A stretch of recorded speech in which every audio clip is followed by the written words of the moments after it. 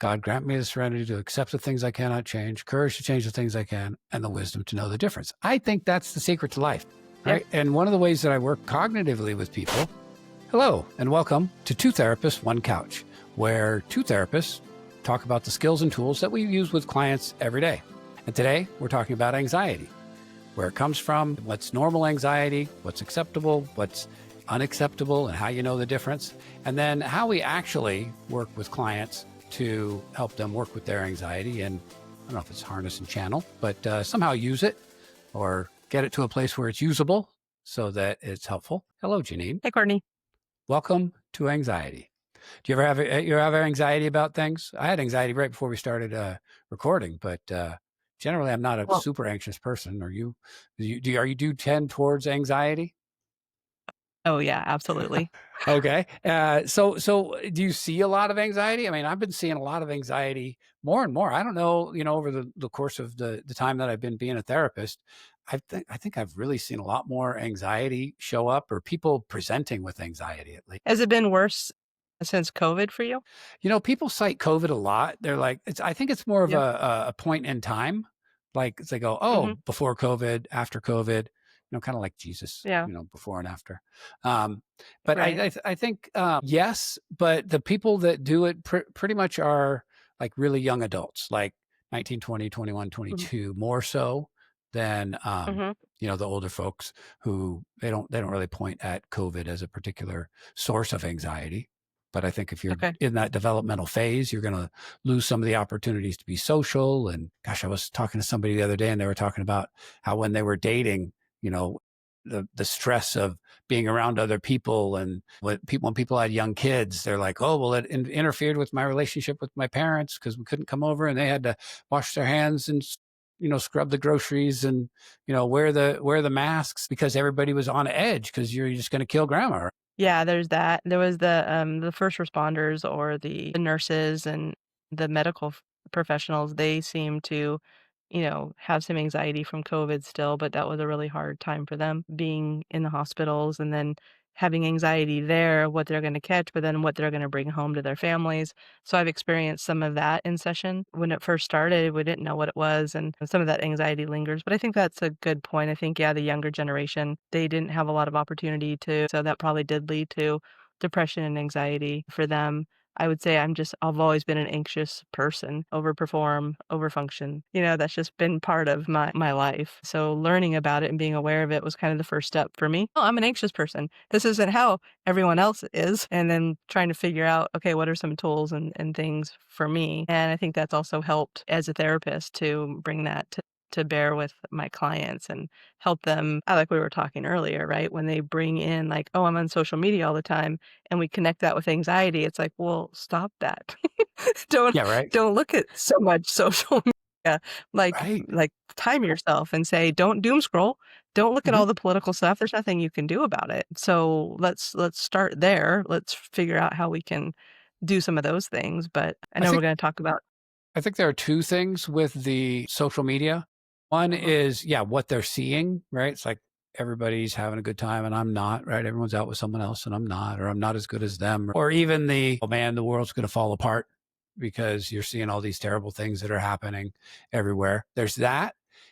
But what I really see is people spending time on social media, whether it's short form video, wherever it is on TikTok or whatever, and the anxiety that it creates because they get stuck, they get hooked, right? It definitely is a slot Mm, machine addiction. It's, oh, I'm sitting here and crap, I spent 2 hours and I didn't have enough time in my day already, right? And then I just spent all this time on social media. That's more where I mhm. see kind of the anxiety generating from. Yeah, I see that too. I think all of those are legitimate reasons that social media plays a part in our anxiety. And as we look at, because we would say I say the complete absence of anxiety is death.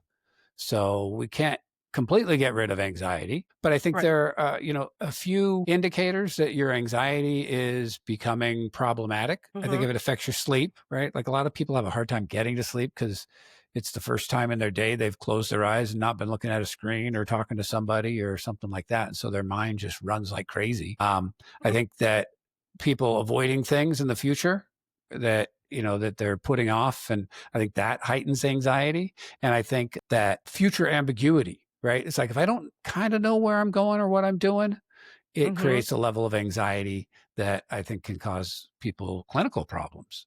So all of Uncertainty is huge, uncertainty in so many fields, right? What am I gonna do with my career?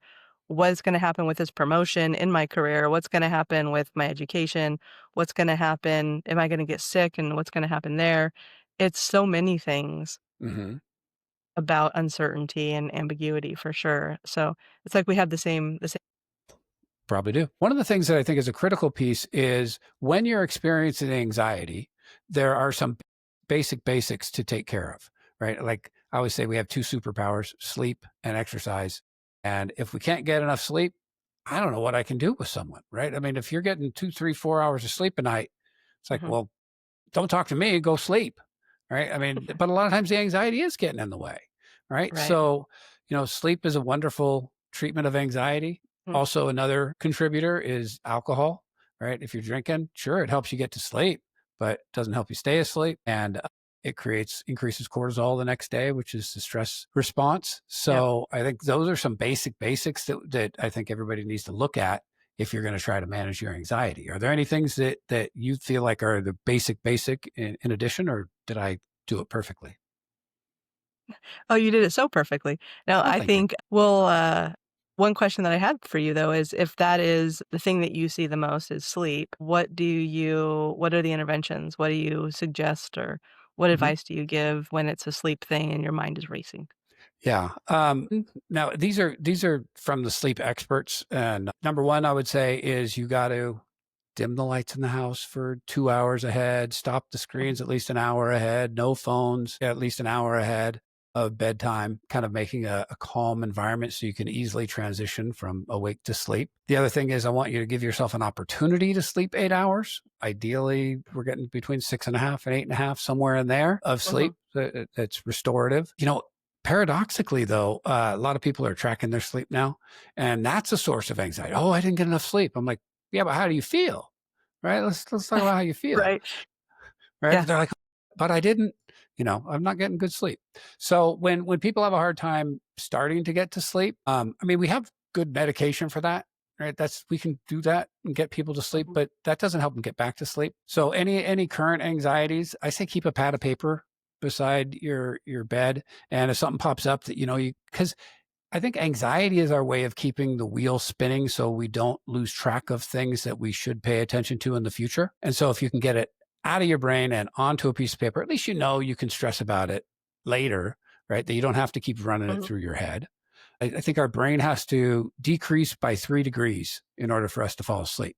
So one of the hacks, we do it with kids. It's a wonderful thing, right? What do you do before you put your little ones to bed? You put them in the tub, right? And then you get them in their jammies and brush their teeth and you read a story and you go to bed. Well, that's good mhm, for us adults too, because what happens is by taking a bath or a hot shower, you raise your core body temperature, right? And then if you finish with the cold, even if you don't have to torture yourself with the cold, but you could, mhm, because your core body temperature goes up and then you drop your body temperature through the cold, or even just getting out of the shower, your body will try to correct and it'll overcorrect and drop your mhm, temperature. So we want to have a cold environment. You want to get your core body temperature low. And if there's stuff with anxiety, then, well, first of all, you want to be able to understand what it is that you're thinking about. Cause I think a lot of people don't pay attention to their thoughts. And so what is it? Is mhm. it future based anxiety, right? Really kind of putting a finer point on it so they can get a handle on it. Yep. So those Mhm. are kind of just off the top of my head, the things that I'm like, if we were talking about anxiety, I'd kind of start there and say, how are you doing with the sleep? Because if you don't get your sleep, No, I think the same thing. Sleep hygiene is huge. Like, when are you eating dinner? How much are you eating for dinner? When are you bathing? When are you brushing your teeth? When are you turning the lights down? Are you doing stressful phone calls or other things? Are you doom scrolling right until you go to sleep? Are you paying attention to Facebook? Whatever it is that you're doing, pay attention to it. So being aware of it, I don't know, is it like the future? And those are things that we ask in session, right? Because most Mhm. people just it seems like we live unconsciously. We let the day lead us around by the nose. right? The day Hmm. just kind of grabs us and drags us until we decide that we're going to do something about it. And so for me, I think that's a huge part is sleep hygiene. And then what do you, when you wake up, what do you do? And do you do a little bit of deep breathing? Do you stand in the sun for a few minutes? Do you take another shower? Do you just go right to work and forget to have breakfast? Does that raise your anxiety or does it help it? Pay attention to it. I mean, we're not doctors, so we can't make recommendations for like food or medication, but pay attention to what you're doing and like identify it. Have a pad of paper next to the bed so that when something's spinning there and you know you need to get to it tomorrow, jot it down really quick. Write it down and go, okay, it's there. Can be my worry for tomorrow. I don't need to worry about it right now. I can sleep. I think when you look at having anxiety about the future, I think part of it is it's biological, right? I would say the only reason that you and I are even here is because our ancestors were anxious, because staying anxious kept them alive, and the Yeah. less anxious people didn't make it, so they didn't procreate, and they're built for anxiety, right? We Mhm. need a certain amount of stress to get up Right. and get out of the house, right? If people take too much Xanax, anti-anxiety medication, they don't go anywhere. They don't shower. They don't pay their bills. They don't do anything because they don't Yeah. have enough anxiety or energy to be Right. able to get those necessary things done. So, and that's why our dreams are often pretty anxious, right? Because we're working things out. We're sorting through things. We're planning for the future. But I think Right. in our modern day, it like gets way ramped up and turns, we're on steroids, right? So Hmm. we're worried about things that are not life and death, right? They may Hmm. be important and critical and something we could do something about, but it's not to the level that we need to spend a lot of time ruminating. Yeah. That's why, like, one of the things that, I mean, we're going to move into like behavioral tools, somatic things, and then cognitive exercises that we do with folks. We're going to Hmm. cover those three areas because those are the three basic elements that we can aim at or target when we're retreating. But like one of the cognitive things is, yeah, journaling, right? I mean, how Yeah. do you get off the hamster wheel and just keep repeating the thoughts over and over and over that keep that anxiety wheel spinning? And it's like, Hmm. we'll get them out, put them on paper, look at them. If you're an external processor, maybe you're talking about them in therapy, because I always use the example, everybody who's seen The Shining, right? Remember Jack Hmm. Torrance writing his book, and he was writing, all Hmm. work and no play makes Jack a dull boy, on pages and pages and pages, repeating the same phrase. When we write, we don't do that. And when we talk, we don't do that. But when we think, we'll do that, right? So Yeah. somehow taking that internal monologue and turning it into something external can at least objectify or propel or follow through the anxiety to at least some type of conclusion so we don't end up spinning. Well, I think some of the magic of therapy is when we say things out loud and our ears hear what we're saying, there's a corrective experience to it. Not only do we Mhm. have a competent therapist in the room to challenge it or to validate it or Mhm. to question about it, but just hearing us say the things out of our mouths sometimes and go, huh, I guess I don't really believe that. Have you ever done that? I do that quite a bit where I'll say something and then I'll catch it and go, actually, I don't believe that. I thought I did in my head when it was spinning there. But Mhm. now that I've said it out loud, I don't actually think that that's 100% true. And sometimes it's just a little shift, but sometimes like, no, I don't believe that at all. But it's in my head. It's been sitting there. It's been sticking there. And so I pay attention to that. Something else you said was interesting, and I think it's important to just reiterate, like, yeah, stress, if we don't have any stress, we are dead because our body, our heart needs eustress. It needs stress to pump blood through our body. So you need some element of stress in order to be productive and efficient during the day. But some of us, we go too far and we become over functioning and overproductive and we don't understand that we're humans being, right? We just like get into being a human doing and I can do this and I can do that and I can go here and go there and I can make more money and I can get a promotion, I can do these things and I can and then all of a sudden you forget to even breathe. Um a lot of times I will find my clients in session when they start to talk about all the anxiety, I will interject and say, "Hey, hang on a second. Take a breath. All your breath is up in your chest. You're not even breathing down into your belly, and it's just all up here. And let's take a deep breath. Let's pay attention to our body." And so that's the somatic stuff, but I tend to go there first, I think. just because probably my own experience, and then having done the research works, right? Paying Mhm. attention to your body and breath in the moment can be huge for anxiety reduction. I attack it definitely on two fronts, right? Where you've got the physical, the physiological, Mm, and I think you can get right? the fastest results with the physiological, right? If we're doing our breathing or meditation or visualization, those types of things, that can Yeah, have an amazing effect on our body. Even right. when I just do a few, example breaths in session, Yeah. showing the clients, or maybe we're doing it together, I feel I feel all tingly and I'm like, oh, okay, I'm kind of relaxed now, just on a few Right. breaths. Right. Mhm. So if we can do that, we'll get a good result. I've had clients who tell me they can't exercise because when they start exercising, it makes your heart race, it makes you breathe fast. And like, I think I'm having a panic attack. I'm like, well, but you're not, because it makes sense, right? It makes sense that your heart is racing. It makes sense that you're breathing hard because you're running on the treadmill, right? But it's Right. just this association that they built is when my body feels like this, there's a reason to be afraid. And I should be anxious and have a bit of a panic attack. So I don't Mhm. think you can disconnect the biology from the cognitive or from the anxiety at all. It's one and the same. You can because it is a mental habit. It's a habit that we are anxious. Like when you talk about our ancestors, yeah, they needed to be anxious because there was real threat to life in the moment, right? There was really some kind of predator around the corner ready to kill you. Mhm. But in our society, in our culture, everything is that. It's like a assassination on our character, assassination on what we think about ourselves, or there's just all these things to worry about or not. We get to decide. But when we're Mhm. living unconsciously, we're going to worry about everything and be anxious Mhm. about everything if we tend to be or have tendencies towards anxiety. Yeah, it was interesting to me when I started to work with some of my recent clients, and they were younger folks. Some of their social anxiety was related to offending people because they're reading Right. all this stuff on social media about like, oh, well, this way of talking is offensive to other people, and so they walk around going following every rule they've ever read and projecting that onto everyone around them. And they're like, I don't know, am I a mean person? Am I a bad person? I'm like, well, are you?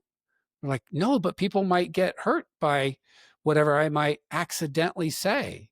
And I can only control what I can control, right? It's like if I offend somebody, I hope somebody tells me, right? It's like, oh, that was Mhm. a little rough, or why'd you say that? That was rude, right? So, but I can't run around worrying that everybody's going to be offended because somebody somewhere on the internet got offended or hurt Yeah, or, traumatized. It's like, well, yeah, there's like, don't be an ass, don't be a jerk. I think we all kind of know the basics of human interaction, but now we've added all these sure. layers that give us more reason to feel anxious about how socially acceptable or unacceptable we're being in the moment.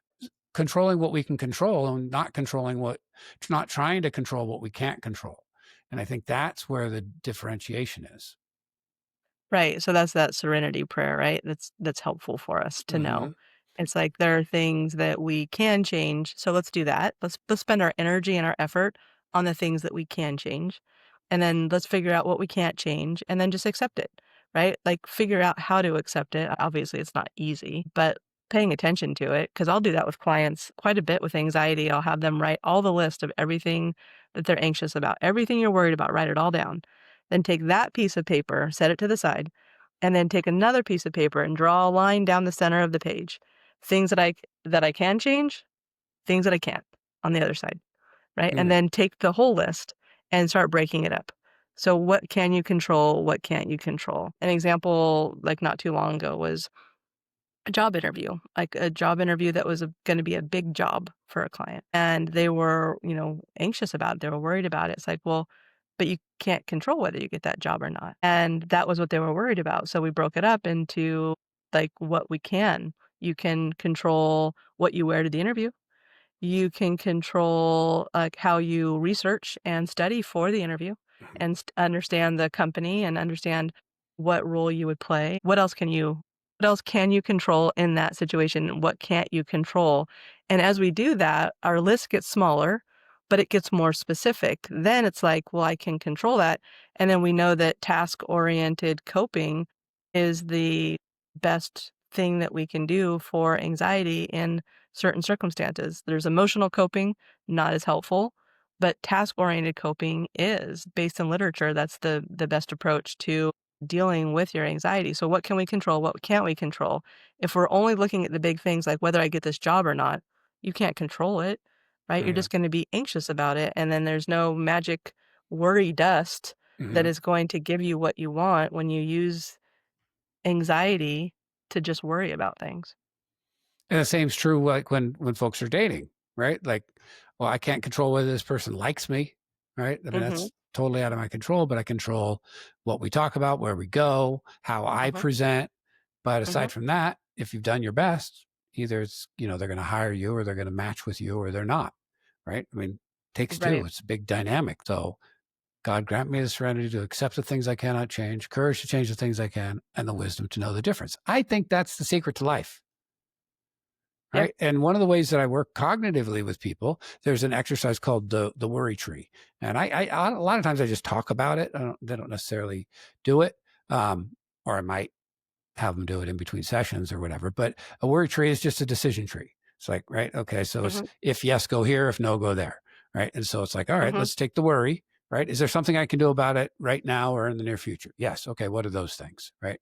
And when you mhm, get to know, then it's like, okay, when that topic comes up, am I doing everything that I can? Which a lot of times we're not, right? We're avoidance, we're unclear about what we want. We don't know, what a success would look like. And if it's overly anxiety, then those coping or, avoidance behaviors, they kind of pay mhm, off because our anxiety goes down. mhm, But the long-term outcome is that our anxiety's up because we haven't dealt with it, right? So you want to go through and mhm, say, is there something I can do about it now? If so, what am I doing about it? And do it, right? Because that'll help reduce your level of anxiety. Helping people, another way to just help people walk through the cognitive effects of the anxiety that they're experiencing. So we've got body stuff. We didn't really go all into that as much, right? Like there's meditation, relaxation, body scanning, breathing. Like mhm. how do you introduce the concept of like meditation or yeah, that kind of that focus and that relaxation activity. Unless someone is religiously oriented, I won't call it meditation, I'll call it mindfulness. Oh, okay. I didn't know it had a religious Meditation, it tends to. They kind will of go, "Oh, Buddhist I'm or not really yeah. into meditation." It's like, okay. Okay. Mindfulness, though, is just evidence-based, somatic experiencing. Okay. And, I tend to see it because you can feel it in the room. Like, you feel when someone's angry, you can feel when they're anxious. It kinda slimes all over me or whoever they're with when we have that kind of energy. So it's like, well, let's pay attention to it, and let's just be here now. Like, we're gonna do better work in session if your brain is not being hijacked by your amygdala, if you're not in that fight or flight space. So let's just breathe together a few times. And I always ask for consent, right? It's like, "Do you wanna do this with me?" Like, Yeah. I'll breathe with you, Mhm. and we'll breathe together, and we'll just take a couple of minutes and see if we can scan your body. I always like to scale too because it helps them see, like, in 3 or 4 minutes, they can go from an 8 to a 6 or sometimes an 8 to a 5. If you're looking at an increasing scale on anxiety, of 0 anxiety, 10 most anxiety ever, right? What's your scale? And then do some of this as an experiment and be able to move people into I had no idea that I was this hungry. I didn't know that my neck was that tight and it feels like Mm. there's rocks in it when I move it around or whatever. But just being aware of it then helps them throughout the week go, "Oh yeah, if I just breathe for a couple minutes, I might feel a little bit better." So that's normally how I bring it up because when they start to talk, if their breath is all up here, if they're so tense and tight that I can feel that energy, I'll normally mention something like, "Hey, do you think it would be okay if we could just sit and breathe for a few minutes?" And I'll give them a 4-7-8, or I'll give them the Four, star seven, breath eight. that you yeah, the 4-7-8. You breathe in through your nose for 4, you hold for 7, you exhale out through your mouth for 8. If you can breathe in half as much as you breathe out or you exhale, it engages your parasympathetic nervous system, and your parasympathetic nervous system is your rest and digest. So it's what relaxes you and calms you down. Your sympathetic nervous system is what gets you riled up and anxious and in threat, fight, flight, freeze, fawn. And then we want to get you to that flow state of being calm. So if we can get you closer down to 3 or 4, that's better than 6, 7, 8. And you can think more clearly and you're going to feel better throughout the day. When you're in your rest and digest in your parasympathetic nervous system, you are taking care of your body and you're paying attention to it. So when something real does happen and you go to fight or flight, hopefully it's not all the time, right? Your body's not made to be in cortisol state in fight or flight all the time. It was for when there was a real threat to your life. But we just tend to be more anxious now, I think. Yeah, I mean, threat to your life is like you were saying, a threat to your reputation, a threat to your future, a threat to your relationship, whatever it is Mhm. that's perceived, Right. whether it's real or not, which kind of goes to the cognitive side where it's like, all right, what thinking traps are we engaging in? Are we catastrophizing? Mhm. Are we in black and white thinking? Are we fortune telling? And we've talked a lot about future anxiety, but there's, anxiety about regrets and things from the past too. I don't know. The techniques are a lot different. Well, it's kind of like Mhm. journaling and talking about it and kind of sorting through it. And essentially, I want to say restory, right? Like figuring out getting my story straight. Like, how did it really go down versus how I kind of worried that it went down. It doesn't take Mhm. long when I'm working with a client and I say, all right, tell me a little bit more about that. And what evidence do you have that that's true? Right. They were mad at you Right. because that happened, huh? Tell me Mhm. how you know they were mad at you. Right. And they'll Mhm. be like, well, right. And they kind of trail off, right? Because they're like, Yep. well, I was worried that they were mad about me. Okay.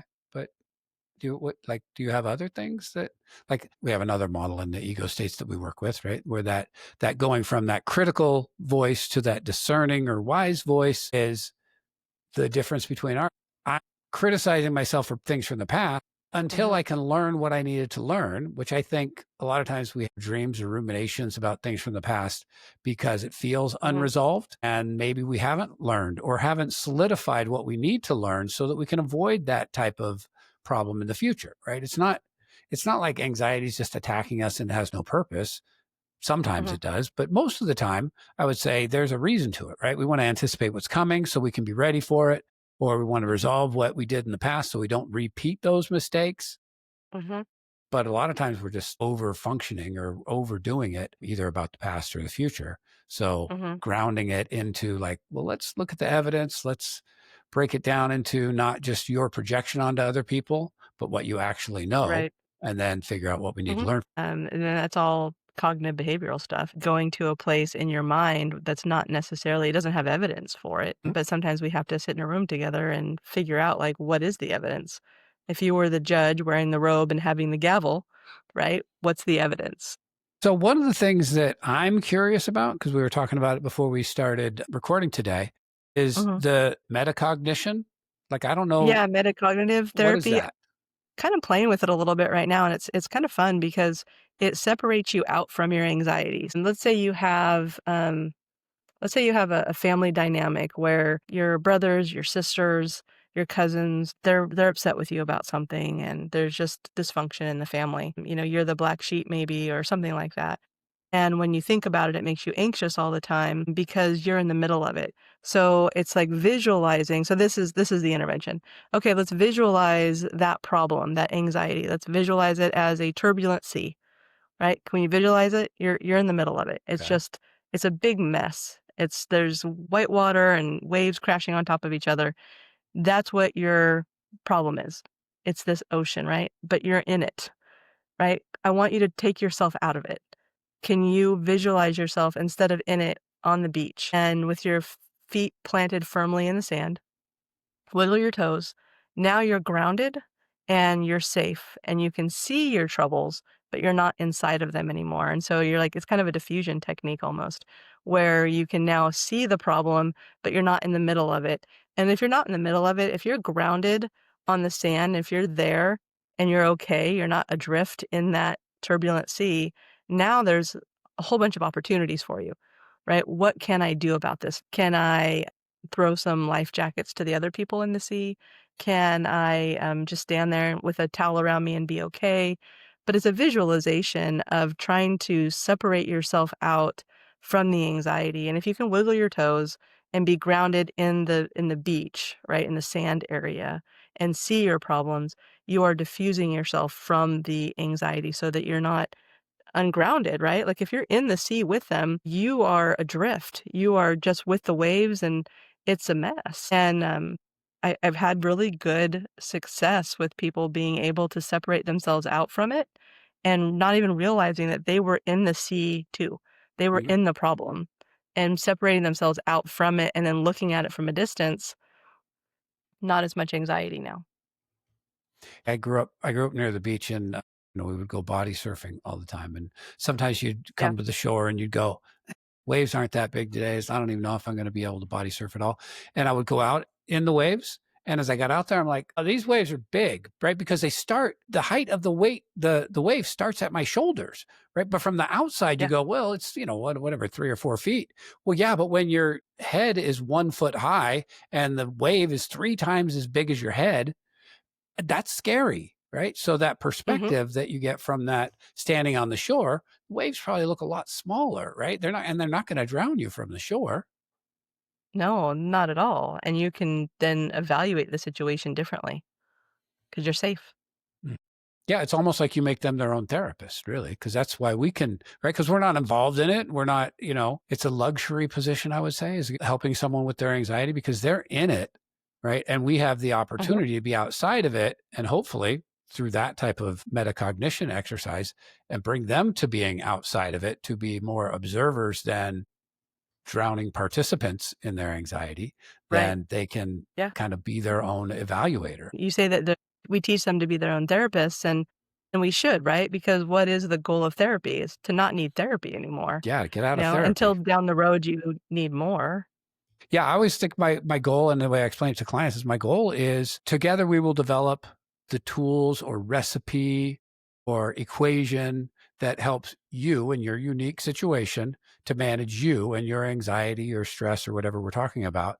Yep. And then when we're done, you'll have that path, well laid out path that has worked before, right? Mhm. And so next time these things pop up, which you might get back to this spot again, that you'll be able to look at your equation or your recipe and say, I know it works for me, right? I got to get back to the gym. I got to stop with the stupid TikTok. I got to, talk to my neighbor about what he's doing and that's bothering me all night. I got to address these things, right? I confront these things. And so you Right. start to kind of know yourself and know what works for you so that Yeah. yeah, you can help yourself and hopefully not have to spend more time in therapy than you need to because you've developed the skills and tools to be able to apply them to your own life before you need to go back to therapy. Yeah, absolutely, and everybody needs a different amount of time in therapy for what they're dealing with, but, um, the bigger the toolbox, the more tools in it, right, that you have, you can go to all those different things and see what works for you and what doesn't, and I always say, like, take what you like and leave the rest. Yeah. Yeah, well, I don't know that we'll be able to cover all the ways that we work with anxiety in a short show like this, but Yep. I think we've covered a lot of different pieces from the behavioral tools to the cognitive tools to the somatic tools, all the things that, some of the things that we work with clients on and help them externalize or rationalize or be able to understand more clearly what they're actually Yeah. anxious about. Because sometimes when you say it out loud, it changes, right? Like you were describing. It's like, well, do I really believe that? Is that really who I am? Is that really what I think about that situation? Is that really who that person is that I'm, characterizing them as? So, there's so many ways to work on it, but I think one of the main things is to address it and not avoid it, Mhm. right? Because that's Yeah. one thing that we know is that avoidance increases anxiety. Feels Mhm. good right now, but doesn't do anything to solve the problem long term. So, learning how to face the dragon that is there whether we're facing it or not. Right. It gets smaller when we face it. So hopefully some of these tools Absolutely. are helping folks to address it. And if not, you want to seek out your own support and see if you can access. I mean, these aren't revolutionary tools. These are pretty tried and true things that we're talking Yeah. about. Yeah, they are. I can't believe it's already been 40 minutes that we've been talking about this. We just touched the surface. Yeah, I know. Well, we'll have to do more episodes. What do you say, Janine? You want to keep doing Two I'm Therapists, One having fun. Couch? I Yeah, I'm having fun. I think we should keep doing it. All right. Well, fun is the answer, and so is play. So until next time, you can pay on your way out, and we'll schedule another appointment for another time. Yep, sounds good. Thanks.